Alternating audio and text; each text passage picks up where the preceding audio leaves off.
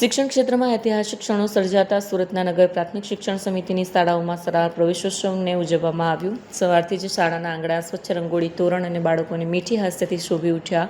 ઉત્સવમાં 200 જેટલા નવા વિદ્યાર્થીઓને હર્ષોલ્લાસ સાથે શાળાનો દરવાજો ખુલ્લો કરવામાં આવ્યો। ખાસ વાત એ રહી કે આ વર્ષે 5000 જેટલા વિદ્યાર્થીઓએ ખાનગી શાળાઓ છોડીને સરકારી શાળામાં પ્રવેશ લીધો, જે શિક્ષણના ક્ષેત્રમાં એક નવો અને અનોખો પ્રવાહ દર્શાવે છે।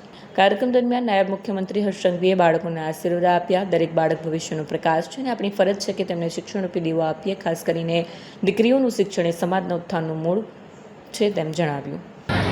કોના કોના માતા પિતા હેલ્મેટ પહેરીને જાય છે?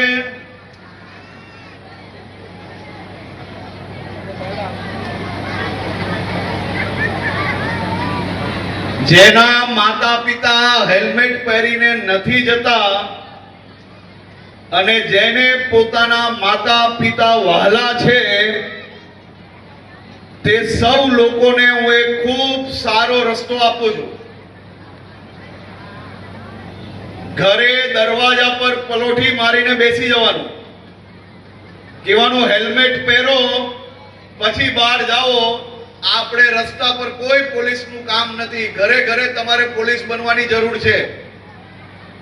જો તમારા માતા પિતા હેલ્મેટ પહેર્યા વગર જશે અને રસ્તા પર જો કોઈ એક્સિડન્ટ થશે તો માતા પિતાને ખોવા કરતા આપણે આપણા માતા પિતા વાલા હોય તો એને હેલ્મેટ પહેરાઈને મોકલશો તો વધુમાં વધુ સુરક્ષિત રહેશે અને બહાર રસ્તા પર બી કોઈ પોલીસ એમને નહીં રોકે તેવી વ્યવસ્થા આપણે કરવી છે કે નહીં? પાક્કું? તમે બધા તમારા માતા પિતાને રોકશો?